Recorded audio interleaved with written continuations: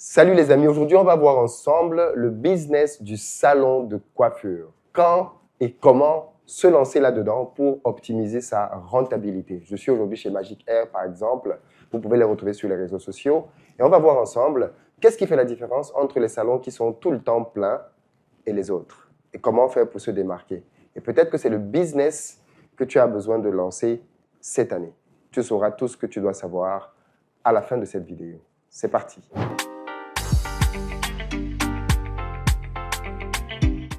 Salut à toi, bienvenue sur ma chaîne, moi c'est Philippe Simo et ici je te parle de business, de développement du continent africain. Donc si ça t'intéresse, tu t'abonnes. Ça y est désormais les amis, la billetterie est ouverte pour nos prochains événements en Occident. Si vous êtes donc au Canada, aux États-Unis et en Europe, vous pouvez désormais prendre vos billets sans aucune difficulté. Pour les amis qui êtes au Canada, on se retrouve le 14 juin prochain à Montréal pour un événement business inédit. Pour les amis qui êtes aux États-Unis, ce sera du côté du Maryland, une semaine après, le 21 juin. Les liens pour la billetterie sont en barre de description. Il va être question pour nous de voir ensemble quel business vous pouvez lancer en Afrique depuis les États-Unis. Parce que quand on est aux États-Unis, il y a certains business qui vous sont vraiment favorables. Quand je dis aux États-Unis, je parle d'Amérique du Nord. Il s'agira de voir ça avec vous pour vous expliquer comment vous pouvez implémenter ces business en Afrique. Vous n'avez pas besoin d'être sur le continent pour le faire. Et je ne parle pas d'immobilier forcément, pour pouvoir vous en sortir. Les liens sont dans la barre de description. Prenez vos places. Ça va être un bel événement au cours duquel on va se dire les vraies choses. Et pour le reste, bien évidemment, on a notre super gros événement Back to Africa, les 11 et 12 octobre prochain au Palais des Congrès. La carte est désormais connue, nos invités sont désormais connus. On va lancer officiellement dans quelques jours la grosse com autour de cet événement. Profitez donc des promos actuellement pour rapidement réserver vos places parce que dans les prochains jours, ça va aller très très vite. Donc, vous ne voulez pas manquer ça. Prenez vos places. Dans la barre de description, là aussi, vous avez les liens. Pour ceux d'entre vous qui êtes en Côte d'Ivoire, qui arrivez prochainement à Abidjan, si vous avez besoin d'un véhicule pour vous déplacer, vous nous contactez au numéro qui s'affiche. On mettra à votre disposition pick-up, SUV, berline, en fonction de votre budget. Si vous êtes plutôt à la recherche d'une maison, pour vous, pour votre famille ou alors pour un investissement, sachez qu'on a plusieurs villas duplex à Abidjan à partir de 35 millions de francs CFA, précisément à Bingerville. Pour certaines d'entre elles, d'ailleurs, vous pouvez échelonner les paiements jusqu'à 2 ans. Les numéros sont disponibles, n'hésitez pas à nous contacter. Entrons à présent dans le vif du sujet. Le business de salon de coiffure est un business qui peut être très rentable ou alors représenter un gros gouffre financier. On connaît tous des salons de coiffure qui sont pleins à gogo, dans lesquels, quand vous arrivez pour vous coiffer, vous devez attendre des heures, surtout chez les femmes, même chez les hommes d'ailleurs. Les attentes peuvent être très longues quand on est dans certains salons de coiffure. Et puis dans d'autres, c'est le désert, c'est le vide absolu. Quand vous passez, vous n'avez même pas envie d'entrer, tellement il n'y a personne. Parce qu'il faut bien le savoir, en termes de business, l'affluence est un signe de qualité. Quand il y a beaucoup de personnes à un endroit, on a envie naturellement d'y aller aussi. Parce qu'on se dit, ah, s'il y a autant de personnes, c'est que ça doit être top. Je me propose donc dans cette vidéo de vous partager mon retour d'expérience sur ce business. Pourquoi je parle de retour d'expérience? Parce que ça fait maintenant un peu plus de 2 ans que j'ai un barbeur au Cameroun, à Bonamou, ça dit plus précisément. Vous avez d'ailleurs les coordonnées qui s'affichent. Si vous voulez venir vivre une expérience confortable dans un salon de coiffure moderne, vous avez le numéro de téléphone qui s'affiche. N'hésitez pas à venir soutenir le business. Vous savez vous-même que le soutien passe par la caisse. Voyons donc à présent les étapes par lesquelles vous devez passer pour réussir votre business. La première étape, c'est l'étude de marché. Il se trouve que beaucoup de personnes négligent l'étude de marché quand il s'agit de faire un business. Je ne sais pas pourquoi les gens se comportent comme s'ils n'ont pas fait d'études. Ils considèrent que, en réalité, on va faire un business par mimétisme. Je vois beaucoup ça dans nos pays, en Côte d'Ivoire, au Sénégal, au Cameroun, au Congo. Dès qu'on voit que quelqu'un fait quelque chose qui semble marcher, tout le monde se rue dedans. On peut le voir avec les boulangeries à Abidjan. Vous avez des boulangeries à tous les carrefours parce qu'on a eu le sentiment que la boulangerie, là, ça doit être quelque chose qui marche. Dès que quelqu'un fait un truc, tout le monde se jette dedans. Et du coup, tenez-vous tranquille, il y a beaucoup qui échouent à cause de cette stratégie du mimétisme. Et la stratégie du mimétisme, ce n'est pas une bonne stratégie. Vous devez faire une étude de marché avant de sortir 1 centime de votre poche. Parce qu'en plus, le business de salon de coiffure va vous demander de mobiliser de l'argent, louer un espace, payer des gars, payer du matériel. Donc, on ne fait pas ça comme ça juste parce qu'on a eu l'impression que ça marchait chez le voisin. Ou alors parce qu'on s'est dit, ah, dans tel quartier, c'est un quartier chic, il n'y a pas de salon de coiffure là-bas, donc ça peut être intéressant. Pas forcément. Quel est le niveau de concurrence de la zone? Y a-t-il réellement une demande? S'il y a une demande, est-ce que je dois faire un salon pour hommes, pour femmes ou alors un salon mixte. Vous devez faire une véritable enquête de terrain. Quel est le nombre de salons qu'il y a dans la zone? Quels sont les prix pratiques? Quel est le nombre de clients qu'ils peuvent avoir par jour?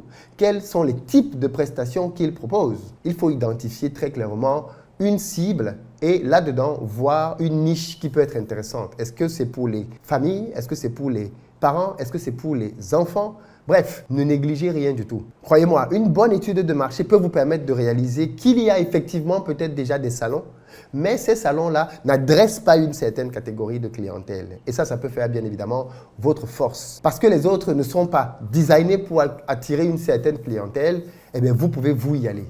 Peut-être parce qu'après votre étude, vous allez vous rendre compte qu'ils ne proposent pas certaines prestations. Alors, ça peut être intéressant d'y aller en rajoutant ces prestations-là. Donc, ne négligez pas l'étude de marché. Deuxième élément à considérer, l'emplacement. L'emplacement est un élément fondamental. En Afrique comme ailleurs, la localisation pour faire un business est l'élément central qui va vous permettre de réussir ou pas. Il faut bien évidemment privilégier une zone de fort passage, ce qui vous permet d'avoir une visibilité naturelle. Soyez dans un quartier commerçant, peut-être proche du marché ou alors en plein centre-ville. Soyez dans des endroits où vous allez être visible. En zone résidentielle, vous pouvez vous démarquer parce que vous allez choisir la proximité de vos clients. Est-ce que vous voulez plutôt une clientèle familiale, les parents qui viennent se coiffer avec leurs enfants? Est-ce que vous préférez plutôt être dans un mall, dans une galerie marchande, avec une clientèle qui, pour le coup, est un peu plus solvable, mais avec des loyers plus élevés?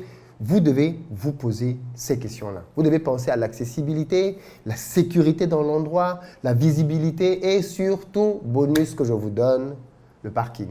Oui, parce que les clients qui vont venir peuvent venir en voiture. Il faut qu'ils puissent se garer. Si vous cherchez des clients qui peuvent payer certaines sommes. On a vu des salons de coiffure perdre des clients à cause du parking. Troisième élément, vous devez avoir un positionnement clair qui vous permet de vous différencier. Un salon de coiffure, ce n'est pas juste un fauteuil et une tondeuse. C'est une expérience que vous allez proposer à vos clients. Il s'agit donc d'offrir un positionnement clair. Est-ce que vous voulez être un salon populaire? Tout le monde vient chez vous, donc les prix sont bas. Vous allez miser sur la quantité. Est-ce que vous voulez quelque chose de milieu de gamme ou alors vous voulez quelque chose de premium? Vous devez penser à intégrer des services qui vont vous différencier. Un coin détente, des boissons, du Wi-Fi, de la musique ou même miser sur la propreté, l'accueil, la ponctualité et bien évidemment le sourire. Vous devez investir dans la formation continue de votre personnel. À combien de reprises on est entré dans un salon, l'accueil nous a donné envie de partir. Tu vas dans un salon, tu trouves que les gars sont affalés sur des chaises, dans des positions qui ne donnent pas du tout envie de venir s'asseoir pour se faire coiffer. Tu trouves que le salon est peut-être sale, il y a des cheveux qui traînent de la personne qu'on a coiffée avant toi. Enfin, je veux dire, quand on vient pour se coiffer dans un salon, on est très regardant sur l'hygiène. On n'a pas envie que ses cheveux se mélangent aux cheveux des autres. En plus, il peut y avoir des craintes. Est-ce que le salon utilise des lames? Est-ce que ces lames sont réutilisées? Donc, vous devez vraiment être au carré en termes d'hygiène, de propreté, de professionnalisme. On ne veut pas entrer dans un salon de coiffure et avoir le personnel qui a des vêtements froissés, une blouse qui est froissée. Non, la blouse doit toujours être propre, nickel. On ne veut pas un salon de coiffure dans lequel le coiffeur a les auréoles ici, là, parce que c'est plein de transpiration. Non, on ne veut pas de ça. En tout cas, votre positionnement doit permettre d'éviter ce genre de choses. Et bien évidemment, vous pouvez jouer aussi sur des éléments de marketing. Par exemple, moi, je me rappelle que quand j'étais beaucoup plus jeune, j'ai adhéré au même salon de coiffure pendant tellement d'années. Il s'appelle Valère. Je crois qu'il est même toujours à Deido, à Douala au Cameroun. Et Valère avait quelque chose de particulier qu'il faisait. Je pense qu'il le fait toujours. Et qui, dans la tête des clients, était psychologiquement très fort. Qu'est-ce qu'il faisait? Il prenait Avant de vous coiffer, il prenait sa tondeuse. Il mettait, je crois, de l'alcool dessus. Et ensuite, il allumait une flamme avec un briquet. Et vous vous retrouvez donc avec Valère qui a en main une tondeuse avec du feu au-dessus et il secoue la tondeuse comme s'il est en train de désinfecter la tondeuse. Il est en train de tuer tous les microbes potentiels qu'il y a sur la tondeuse. Et là, toi, tu es là, tu dis non, c'est propre. Le gars, il est en train de tout désinfecter. Bon, en grandissant et en comprenant un peu mieux comment ça fonctionne, ça ne tue pas tout, même si ça a un impact. Mais surtout, psychologiquement, ça te permet d'avoir le sentiment que la tondeuse que tu vas utiliser n'aura aucun problème. Et puis à cette époque-là, il y avait beaucoup de rumeurs sur le sida qu'on peut contracter dans un salon de coiffure, ainsi de suite. Et donc, avec cette technique-là, Valère mettait tout le monde d'accord. Et ça, c'est vraiment le genre d'expérience que vous pouvez dupliquer dans votre salon. Et vous êtes sûr que ça va marquer votre audience. Les gens vont se dire, ah ouais, d'accord. Très peu de personnes vont aller vérifier pour savoir si ça apporte quelque chose ou pas. Mais voilà, créer une expérience qui va marquer les gens. Un bon coiffeur, ce n'est pas celui qui coupe vite, c'est celui qui fidélise.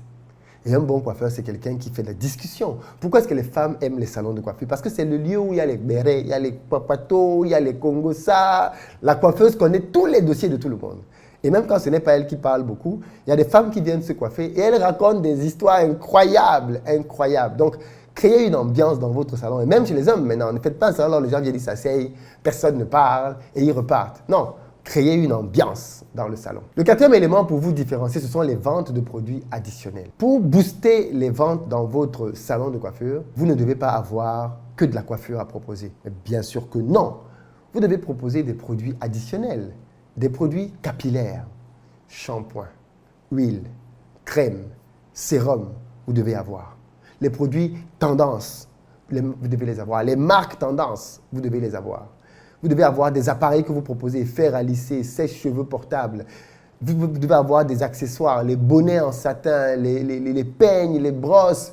Vous devez avoir pas mal de choses aux alentours qui donnent le sentiment au client qu'avec ces produits-là, il peut continuer à entretenir sa coiffure chez lui-même sans avoir besoin de vous. Chaque client doit pouvoir repartir avec un produit s'il est bien conseillé. C'est pour ça que le coiffeur n'est pas juste là pour coiffer. En réalité, c'est le premier commercial qui doit amener les gens à acheter davantage de choses. J'étais récemment dans un restaurant au Bénin et il y avait un serveur qui, je crois même qu'il en faisait trop. 2-3 minutes, il venait me demander, alors monsieur, vous voulez quelque chose à boire, vous voulez quelque chose à manger? On avait déjà pris à manger, mais il était constamment en train de venir pour demander quelque chose, quoi. C'était drôle parce que bon, quand tu fais un peu de business, tu comprends ce qu'il est en train de faire. Il veut bien évidemment augmenter le panier moyen, il veut que tu achètes beaucoup plus de choses. Et bien, au salon de coiffure, ça doit être la même logique. Sans être lourd ni pesant, la personne qui fait les coiffures doit être un commercial. Il doit savoir amener le client à être en confiance pour pouvoir acheter d'autres produits. Parce que même quand on vient au salon de coiffure, on fait quand même un certain nombre d'opérations chez soi. Est-ce que tu as les bonnes lames? Est-ce que tu as les bons rasoirs? Est-ce que tu as la bonne tondeuse? Ainsi de suite, ainsi de suite. Votre coiffeur ou coiffeuse doit avoir le côté vraiment commercial. Cinquième étape, la rentabilité. Bien évidemment que tout ceci doit être rentable, d'accord?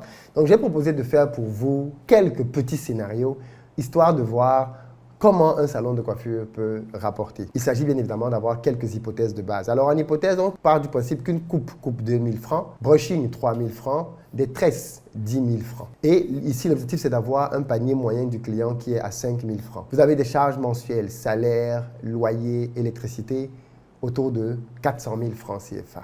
OK? Ce sont les options, les hypothèses que je vous donne. Maintenant, regardons donc les scénarios de rentabilité. Premier scénario, vous êtes dans une faible affluence, 3 clients seulement par jour. Ça vous fait donc 3 fois 5 000 francs, 15 000 francs par jour, ça vous fait 450 000 francs par mois, ce qui vous donne un bénéfice de 50 000 francs. C'est peu rentable et on peut clairement avoir des améliorations. Mais avec 3 clients déjà par jour, vous voyez que vous vous en sortez. Scénario 2, vous avez une affluence moyenne. Et si on passe à 10 clients par jour, 10 clients par jour, ça vous fait 10 fois 5 000 francs, ça vous fait 50 000 francs par jour. Ça vous fait 1 500 000 francs à la fin du mois. Bénéfice net, 1 100 000 francs, ce qui devient très intéressant avec un seul point de coiffure. Vous avez enfin le scénario numéro 3. Vous avez une forte affluence. Là, vous avez 20 clients par jour. Ça vous fait 20 fois 5 000 francs. Ça vous fait 100 000 francs jour pour votre salon, ce qui vous donne 3 millions de francs CFA par mois au total et un bénéfice net de 2 600 000 francs, ce qui est un excellent retour. Et ce, bien évidemment, sans compter les ventes de tous vos produits additionnels. Bien évidemment, il y a des salons de coiffure qui font plus de 20 clients par jour, ramenés sur la semaine. Il y a des jours où il n'y a pas beaucoup de clients, mais des jours où ça ne désemplit pas du matin au soir. Alors 6, comment faire pour vous positionner donc dans le haut de gamme? Comment faire pour que votre salon cartonne?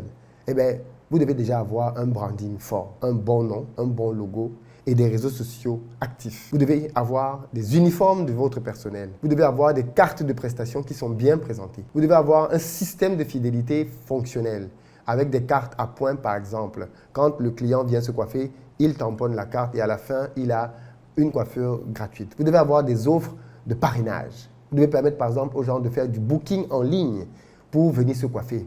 et vous devez peut-être avoir une application même. Vous voyez que plus vous allez ajouter d'éléments, plus vous allez paraître prestigieux. D'ailleurs, je profite ici pour vous rappeler que si vous avez besoin que je vous accompagne dans votre business, vous avez besoin d'une séance de coaching avec moi, vous voulez que je vous aide à passer un cap dans votre business, vous pouvez réserver une séance de coaching avec moi. Vous avez le lien dans la barre de description et vous avez plusieurs options, 30 minutes, 1 heure, plusieurs séances. En fonction de votre besoin, je peux mettre mes équipes et moi à votre disposition pour vous aider à cartonner en termes de business. Donc, n'hésitez pas à réserver votre séance de coaching. Que vous soyez en Afrique ou en Occident, on a l'expérience qui va bien. Donc, vous voyez que si vous mettez un certain nombre d'éléments en œuvre, vous basculez de l'autre côté.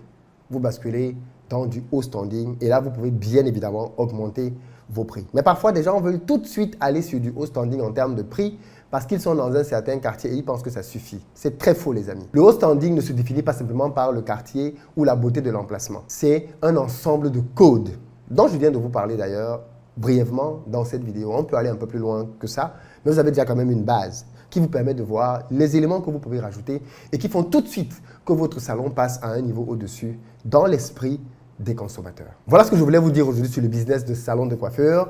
Je vous laisse avec un petit spot et bien évidemment, n'hésitez pas à venir nombreux vous coiffer si vous êtes au Cameroun, de passage ou habitez à Douala, dans le salon à Bonamou Sadi. Le numéro est disponible, on vous attend. Très bientôt.